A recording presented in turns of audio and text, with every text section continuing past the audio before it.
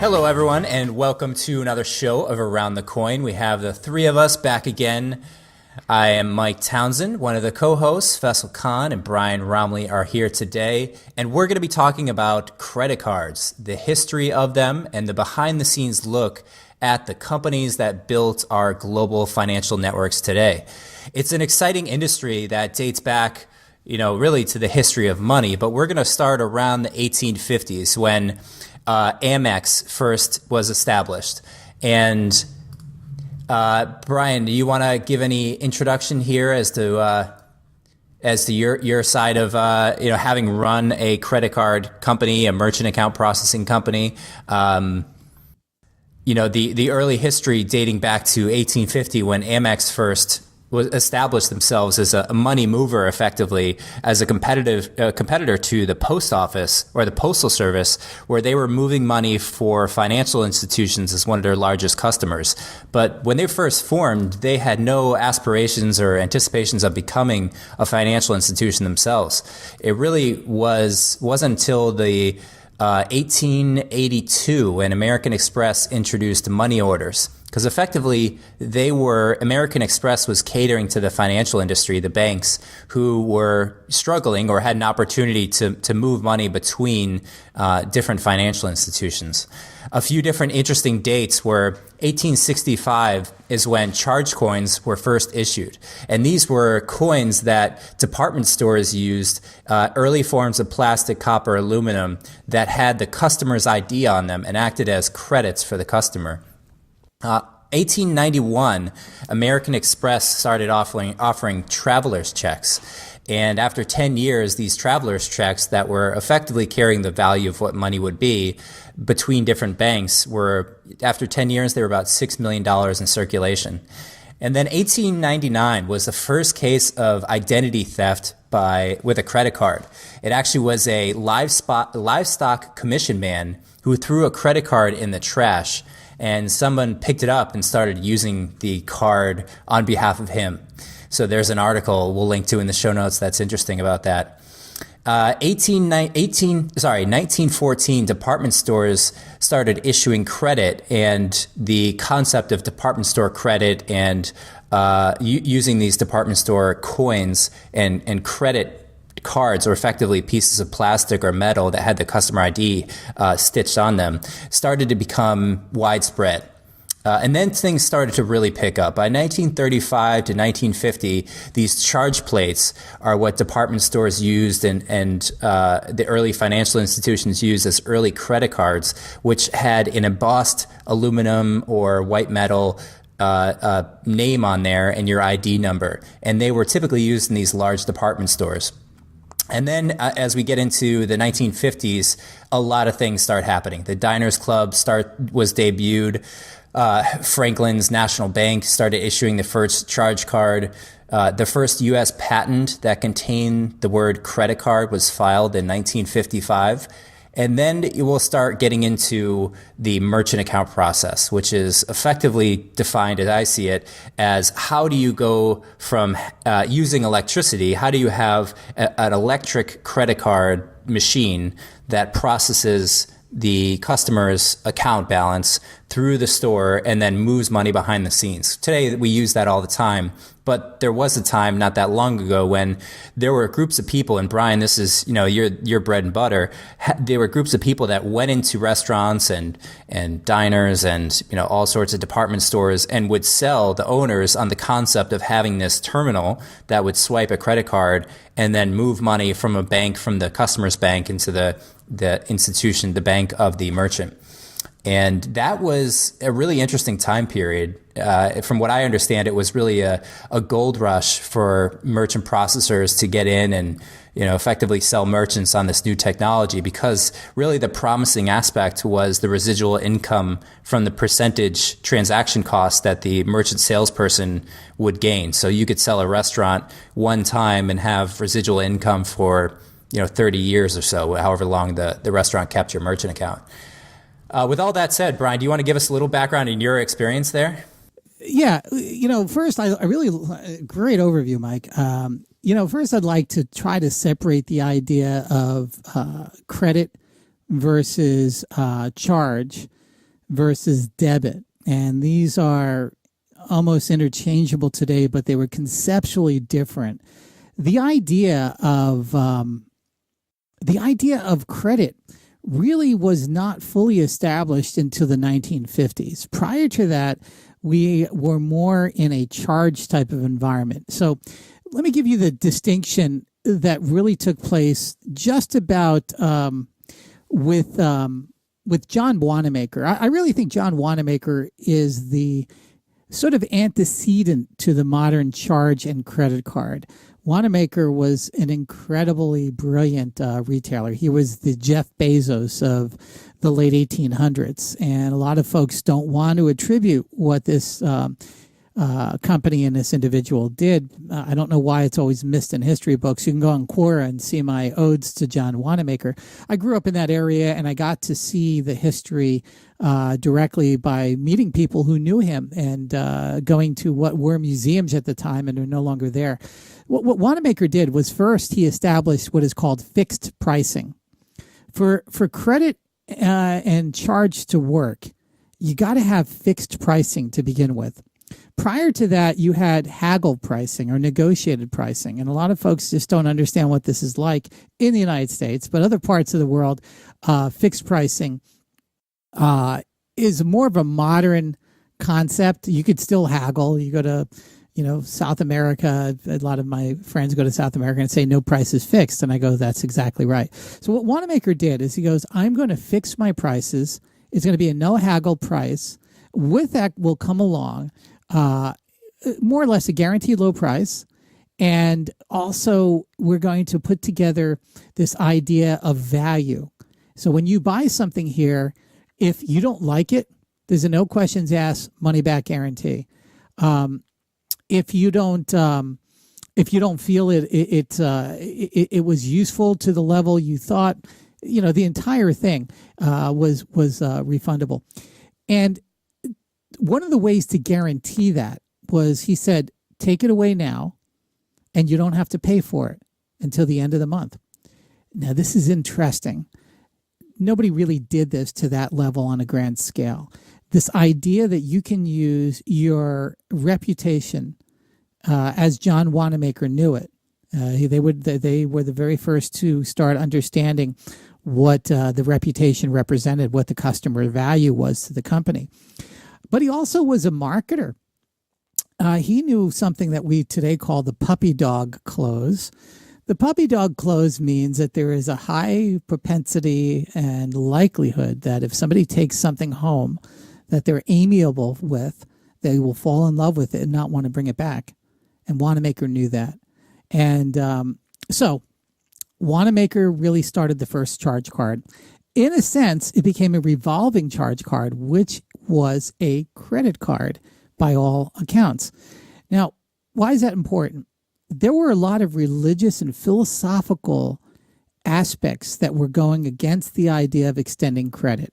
This, I'll leave the listener to go down the whole path of this in different religions. There's usury and money changers and all this other type of thing. So people would avoid the concept of credit like the plague, but they were okay with revolving charge. And that means that if you pay a little bit now, it'll revolve into next month and you pay a little bit. The whole concept that was different was interest. So now we establish revolving charge and credit. There was also layaway. Layaway kind of existed for a very long time, but we won't really go down that path. That's sort of this idea that you really don't have the money and you're trying to secure the product at today's price and take delivery someday tomorrow. And you're freezing that price. In some layaway programs, it's really a charge program because they're giving you the product, but they're holding title. And that's the other very important point. When John Wanamaker sold you something on a charge card, he held title in that product, meaning that they can repossess that product. So then we go to Frank Xavier McNamara in the early 1950s at Captain's Cabin in New York City. What McNamara basically discovered, it's Major Cabin Grill on 33rd West, 33rd 3rd Street in New York City. It's ground zero of the credit card revolution, if you will. I studied it intently, so go back to this. I got to meet Mr. McNamara too. He's an incredible guy. The idea was he forgot his cash, and he was taking clients out. He was in the banking world. He was taking clients out, and he realized that he was embarrassed that he didn't have the cash to pay the check. So he sent his secretary back, because that's what people were inclined to do in the 1950s, and she came back with cash. And he talked to the owner of the restaurant. He said, couldn't you in some future date vouch for me so I don't have to give you cash? He goes, yeah, you're good. You don't have to give me cash. And so it started him on an odyssey, which became Diners Club, which essentially became the prototypical universal credit card. Now, the problem with the prototypical universal credit card was technology didn't quite catch up to it. It wasn't until really the 1970s when IBM and a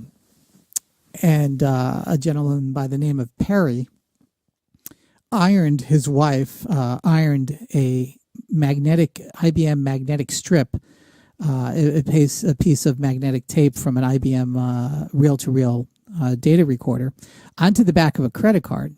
This started in the mid-'60s, early '60s, really.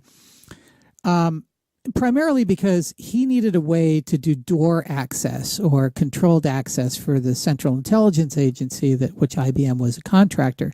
And he came up with the idea of putting a magnetic strip on the back of a card. His wife, Dorothea, decided, he came home one day, and of course, him being an IBMer, had white shirts that she was starching, and he was holding the magnetic strip and the card and saying, honey, I can't glue this thing. I need to get it to work. And she goes, do you mind? And he goes, sure. What do you got? She lays it down, puts a little sheet over it, and irons the magnetic strip to the back of the credit card. And the credit card, as we know it still today, was invented. And that is a card that holds more data than is physically appearing on the front of the card. The chip card became sort of a side story to this. Even today, the chip card in the United States doesn't represent anything other than the ability not to simulate that card physically. It doesn't do anything for stopping online fraud. But it hid data, some aspects of data, what we call 3-track data today. And I guess Mr. Perry tried to convince Mr. Watson at IBM that this can become a universal credit card.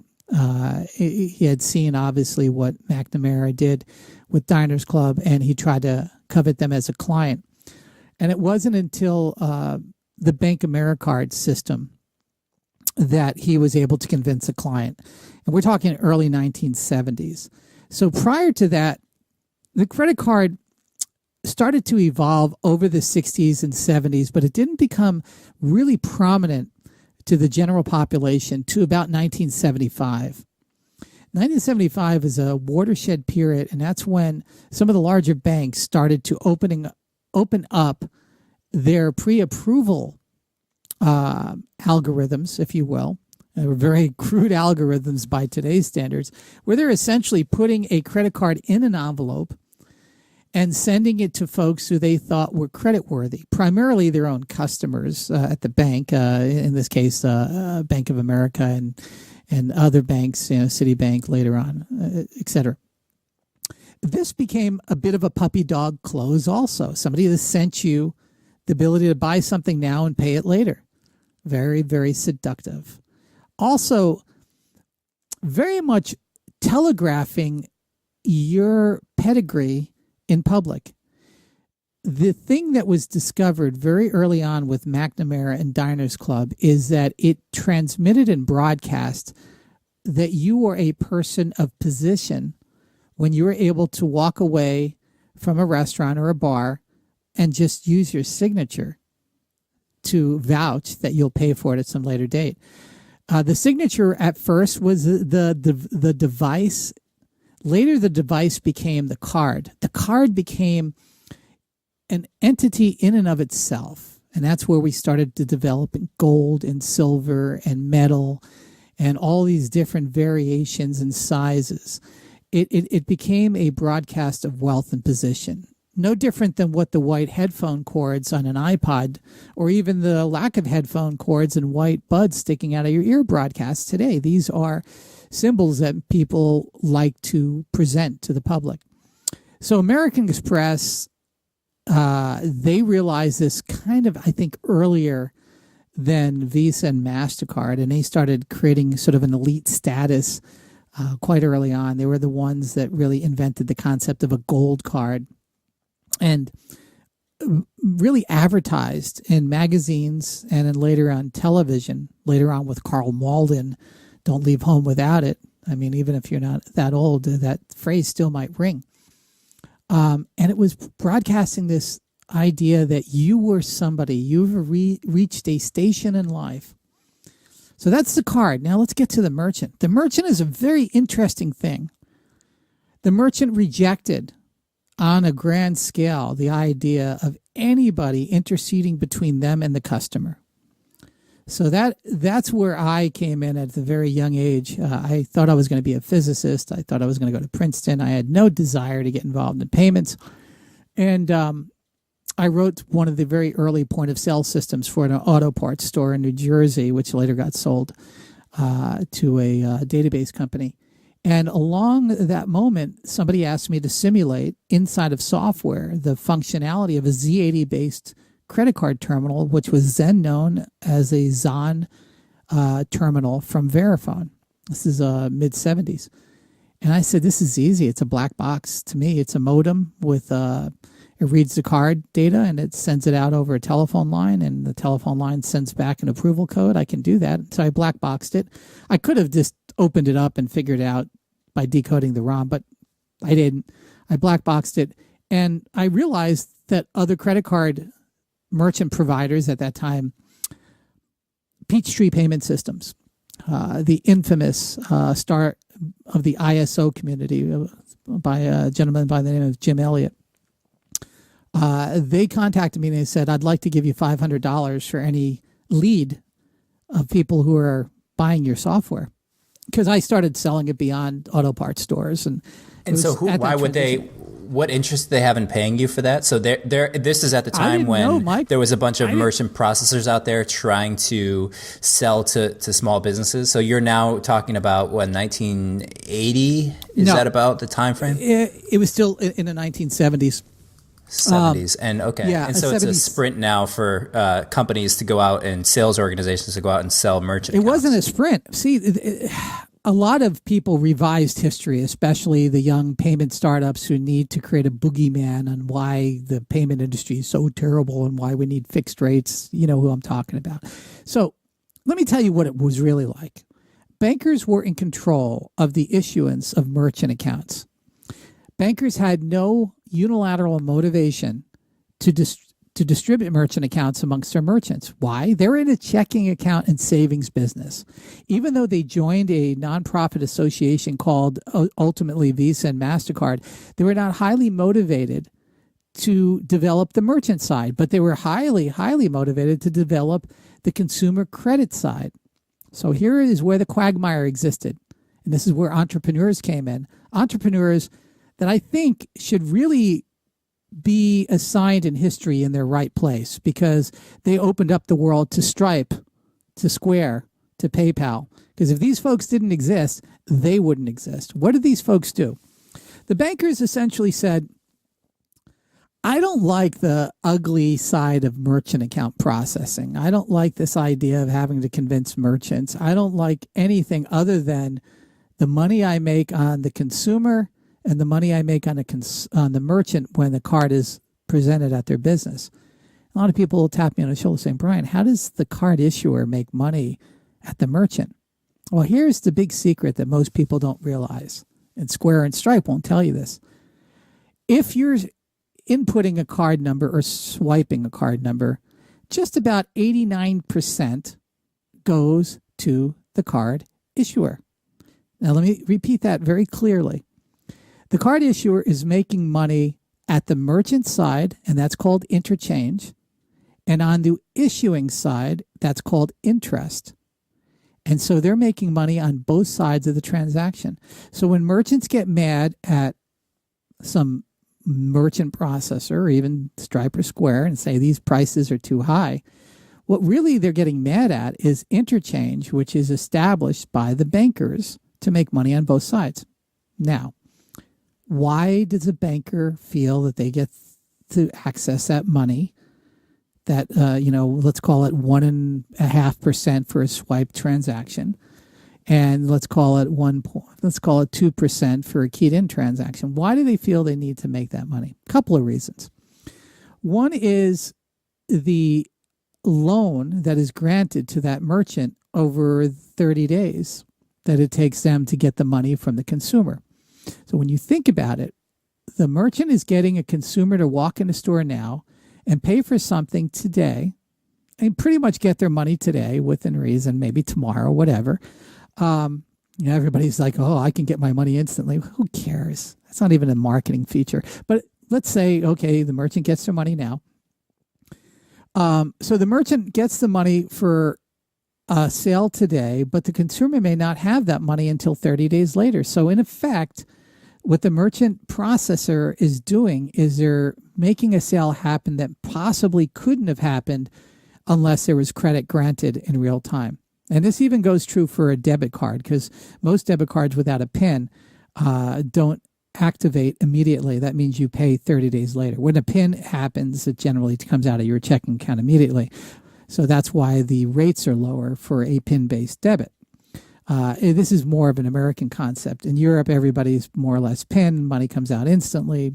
But we won't talk about that right at this moment. And so basically when a merchant pays because the merchant does pay the fee and then they carry it on and pass it on to the customer. But when they pay the fee of, say, anywhere around 3%, that if you look at a pie graph, that's largely going to two different banks: the banks of the merchant account, the card issuer, which is the card of the credit card, right? The bank of the credit card of the customer. Yeah, a vast majority is actually going to the card issuer. I got to clear that up because it's okay. marketing. Yeah, it's probably worth just defining. When you say card issuer, it's a group of people that do something. It is the group of people here's the card issuer. Issue the card issuer on behalf is, of the bank. is the bank. Okay, the card issuer is the bank, not Visa or MasterCard necessarily. Is the bank that issued the card to the card holder. So when I go to a merchant and I present a card, the merchant's paying a fee. That fee goes to the merchant processing bank ultimately. It doesn't go to Square or Stripe. It goes to the merchant processing bank ultimately. And the merchant processing bank essentially sends that to the issuer of the credit card that the user had when they came into the business. And a vast majority of that money goes there. And so that's the fallacy. If anything I'd ever like to really clear up in people's mind is that's the fallacy. That's where all the money really goes. And that's why when merchants are trying to get a lower rate and they buy into the various marketing stories of, interchange, fixed rates, the Stripe model, the Square model, the First Data model, the blah, blah, blah. You're talking about fractions of percentages, basis points that you're saving. You're not talking about a tremendous amount. Now, hidden fees, but then again, and you'd say that the value that the merchant is paying for is that the merchant account, which is really a bank that's taking on some financial risk on behalf of the merchant, is providing that service. They're effectively loaning out money to the merchant to front the money to give to this customer, and then the money later comes back from the customer's bank back into the merchant account bank. Is that an accurate way to describe it? Yeah, and really more importantly is that the merchant is held whole and fully paid if the consumer decides not to pay their bill. This is immensely important. It's a part that most people forget. If the consumer decides to go bankrupt and the merchant sold that consumer a refrigerator, under normal circumstances, that refrigerator, let's call it a $700 item, let's just say that consumer went bankrupt 2 months later and only paid one payment of $25 on it, the merchant still has the sale. The bank incurred a risk. But guess who incurred the risk? The card issuer, not the merchant processor. But now here's where hot potatoes starts. Hot potatoes starts with, Mr. Merchant, I'm not sure if that's a bona fide sale. I need to see the receipt, and I need to make sure that that signature matches exactly the way it did when we established credit to this consumer. Oh, yes, I know that we're liable, and yes, I know that they just entered into bankruptcy, but, we're just dotting our I's and crossing our T's. And recently, the last couple of years, definitely since 2008, but more so lately, some card issuers have been pushing back on merchants and saying, we're not sure if that's a valid bona fide transaction and we're going to question it. And sometimes they get away with it. So sometimes they push it back onto, guess who? The merchant processor.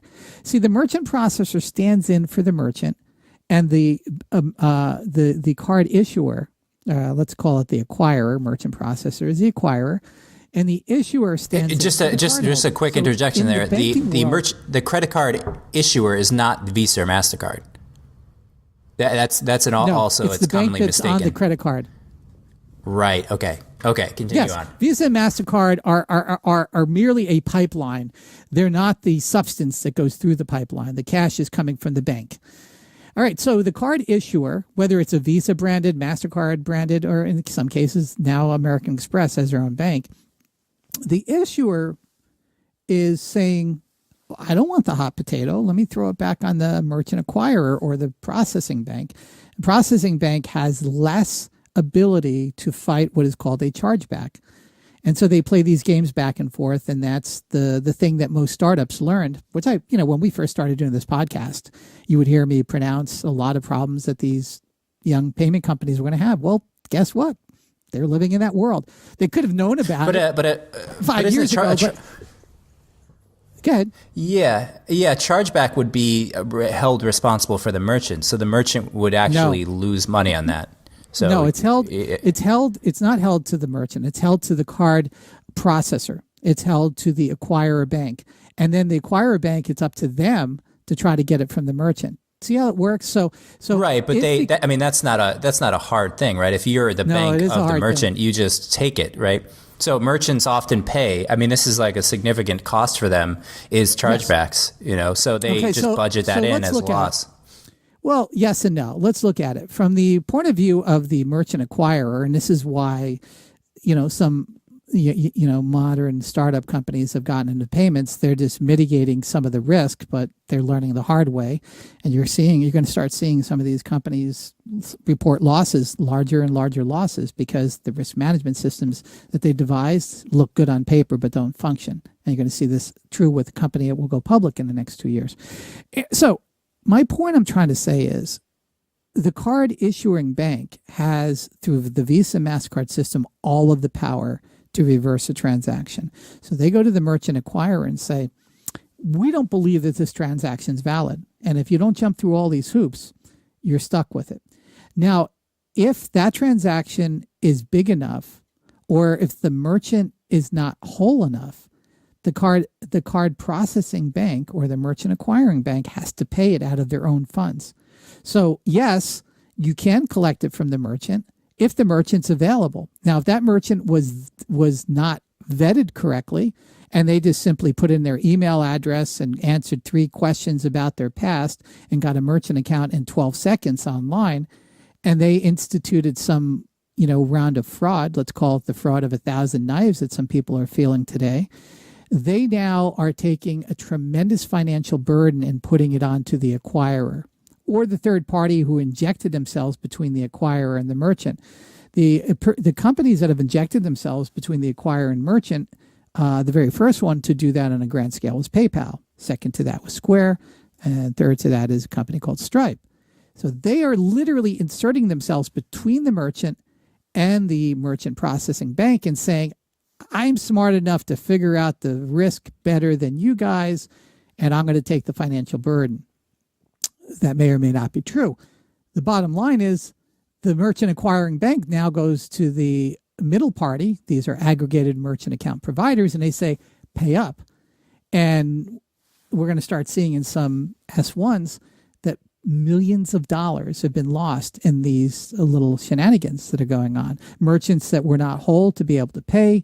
merchants that were fraud to begin with, business plans that were more or less pyramid schemes, illegal activities. Yeah, no, you're talking about more recent companies. Over the last 5 years. Okay, yeah. I'd like to rewind a little bit, if you don't mind, back until back into the 1960s, 1970s, when this all came about. I just find it really interesting to learn the origins of some of these companies now that we look at as so ubiquitous globally, like MasterCard, Visa, Amex, and even the banks more broadly. The banks have been around. They were really the precursor to these companies. But one thing I found interesting in researching this topic was MasterCard and Visa both had similar type origins, which were MasterCard was really, in its early days, it wasn't called MasterCard. It was a separate organization. Actually, Visa was, Interbank ICA.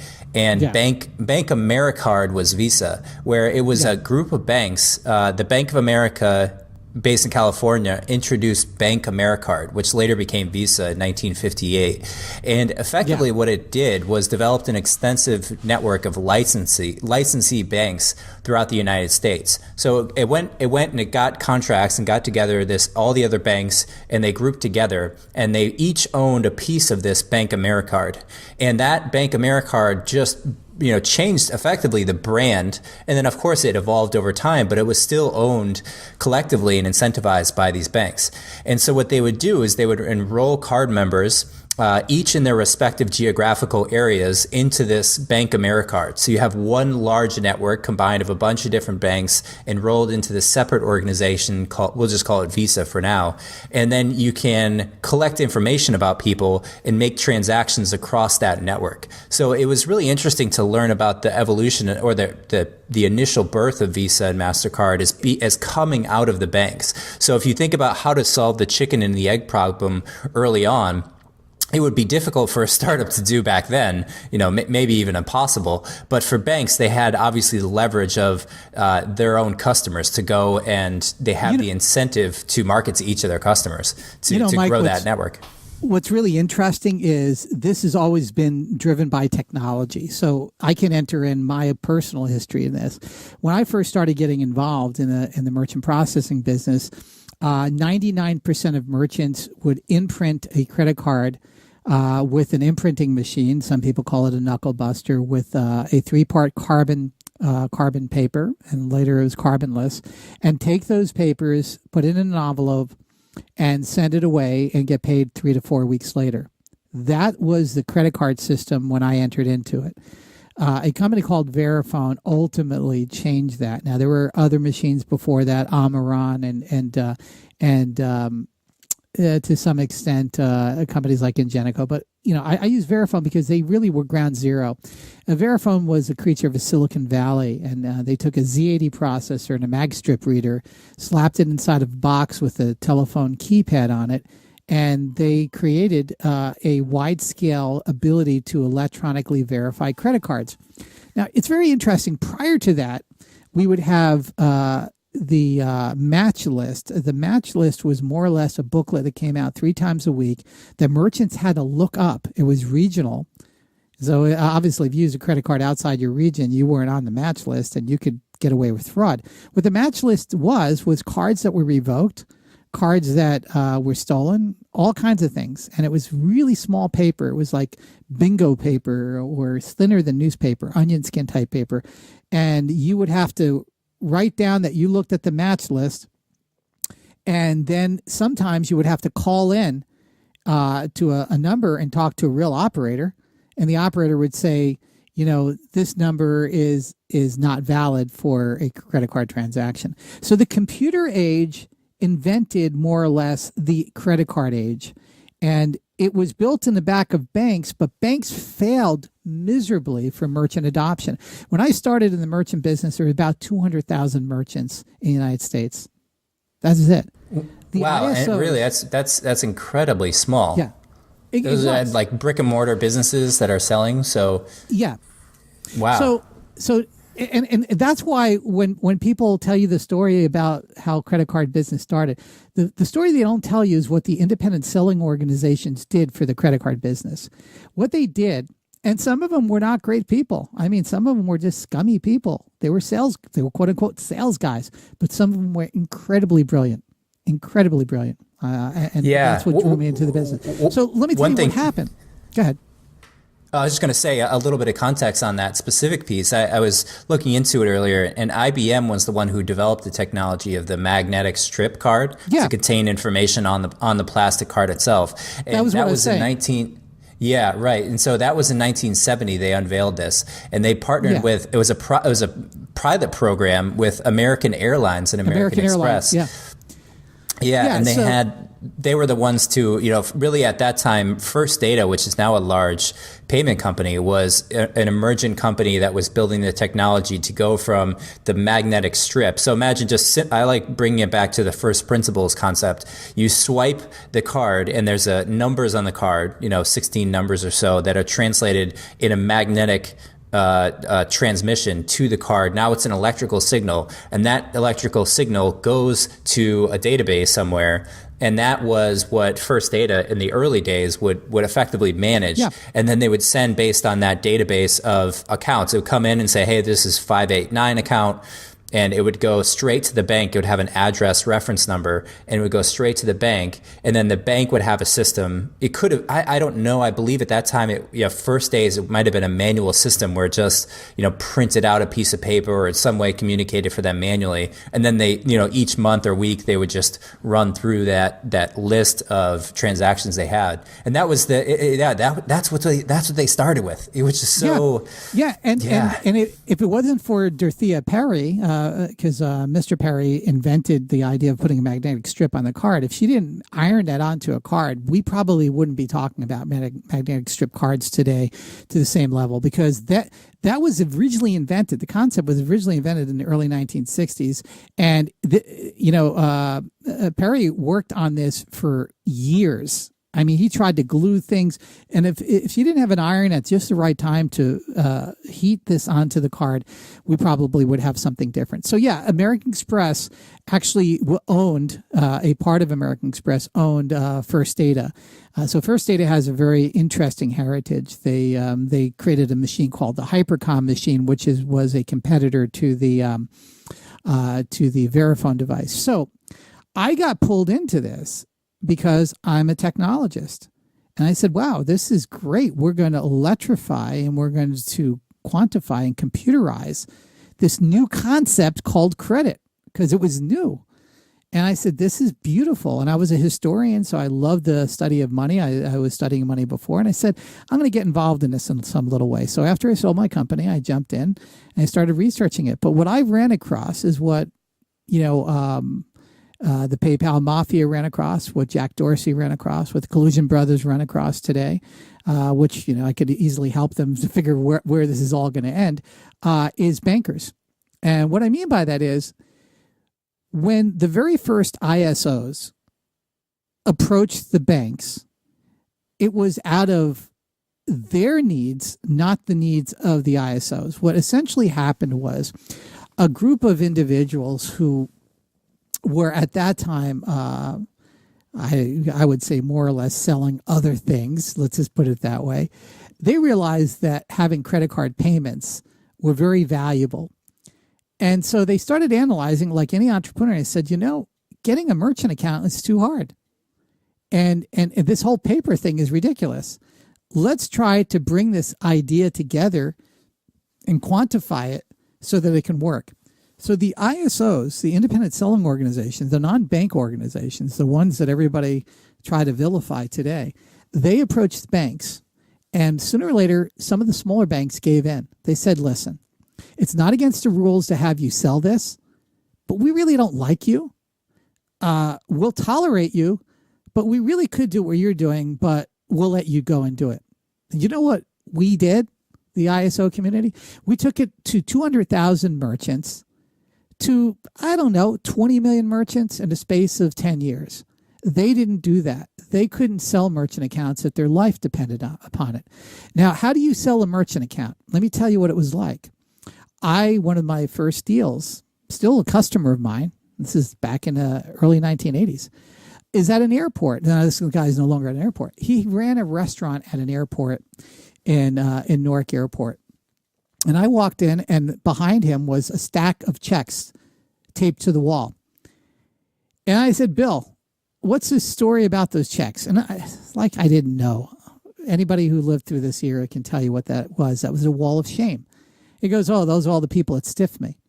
I said, Bill, have you ever thought about accepting credit cards? He goes, no. Get out of here. I go, let me tell you something. You see those people coming in here? They're not locals. They're people that are traveling back and forth. My data suggests, and I can show you it, that about 60% of them have a credit card or charge card in their pocket. Do you want to accept their check and potentially lose, or do you want to accept their credit card and not lose? And he said, how much is it going to cost me? I go, let me do you a favor. Here's my sales guy stuff. Oh, Brian's a sales guy. I'll tell you, it's very simple. You tell me if this is sales. Add up, Bill, what you lost this month in checks that were not collected. It's very hard to collect on checks out of state, by the way. The theft by deception laws are different in every state. On and on and on. He ultimately collected some, but most of them didn't, and he put them. Oh yeah, I mean, I guess would you simply say that checks cost merchants money when people don't pay because it's just based on a piece of paper that may or may not be fulfilled, and then credit cards just immediately validate the status of the account with the bank through the electrical communication of a wire, effectively, and that's just far more reliable. I mean that exactly. But Bill, I mean, there you go. Bill couldn't quantify it in his mind until a salesperson helped him. So I just sat down there and I said, okay, let's. Yeah, I mean, somebody has to explain that to him. But like every company or in every product, you have to learn it from somewhere. Exactly. Prior to the internet, it would just be communications. Now it's, people just look online and they read for themselves. Or Mike, even today, that's why merchant accounts and POS systems, as you know, don't sell themselves, and they never will. So, at the end of the day, I can tell you exactly how much he lost that month. That month, he lost $1,200. All right. That's a lot of money for a small restaurant at an airport. So he was very weary, but he had to accept checks. It was a requirement for his occupancy in that airport that he could accept checks, because a lot of travelers, were using checks, not even just traveler's checks. So I said, how about if I made your losses more or less disappear? How about you stop accepting checks to a certain level? We convinced the airport that credit cards were more valid, and, slowly but surely his agreements change over a year. But let me just say, you give up 1.25%, because that was the rate back then, 1.25%, for you to get your money today and never have to worry about ever collecting it. And he said, I don't believe it. I go, puppy dog clothes, here, try it for a month. So he tried it for a month. That was my first sale. He is still one of my clients, even though I don't do this business very much. He's still calling me. He's an entrepreneur. He's had dozens and dozens of businesses since then. That's great. Yeah. So what did I do? What I did is I realized that the ability to get money today for a sale that you may not have had. There's two things. You're getting money today for a sale you could have had, and you're getting money today for a sale that may not have consummated if you didn't have the ability for that person to have an extension of credit, money they don't have in their pocket or relatively available at that moment. And the average person at that epoch carried about $61 in their pocket. Today, it's about $22. So cash is not being carried around. And back then, almost everybody carried a check. Back at this point, primarily females carry a check to the tune of about 71%. A lot of folks get scared by that number. Will women carry? Yeah, man, I remember checks. I mean, I remember people having to balance checks, and now it's just all credit cards, and people just using your phone now to pay for the, a large part. Yeah, it feels like a consistent progress towards a better customer experience, safer one. You would hope that at some point the percentage charged to merchants goes down, and then subsequently the charge that people pay to just make payments at a certain point. So I'm not going to carry whenever water. There's credit involved. Yeah, I'm not going to carry water for the banks, but when this debate comes up, there's the European view and there's the American view. And that's why it's a very hard debate, because Europeans have been conditioned to have money debited from their checking account immediately because they fell for the pin and chip scenario. And when I mean fell for it, there's a lot of downsides to it. I don't want to cover it in the show, well, maybe some future date. The American system, I'm not saying it's the best system, is developed under sort of a different concept. I mean, we are a consumer culture.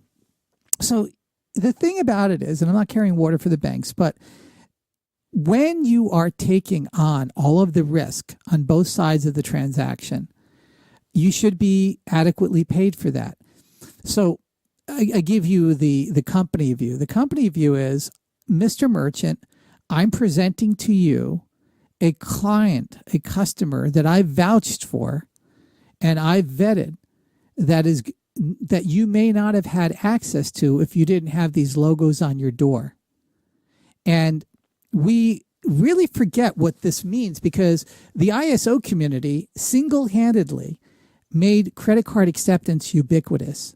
Prior, you don't want to even know how many hugely. times An ISO is an independent sales organization, which just generally refers to, in this industry, the people who got together and sold, like what you did. You sold merchants on this new concept of the electric credit card.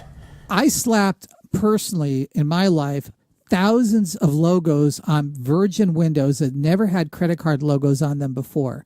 And I can tell you from firsthand representations that the moment those logos went on that window, the sales increase at that store was dramatic, especially in city areas. It's also a pretty exciting thing for you to have done, and all the other people involved at that time period, to bring technology, really the benefits of technology, in a real tangible way to the masses, in a real Main Street kind of experience, something that changes what's been around for as long as I can imagine people would remember at that time. Just going into a store, paying with cash. It fundamentally changed me, because I saw merchants that would otherwise not have participated in a growth that larger companies were experiencing.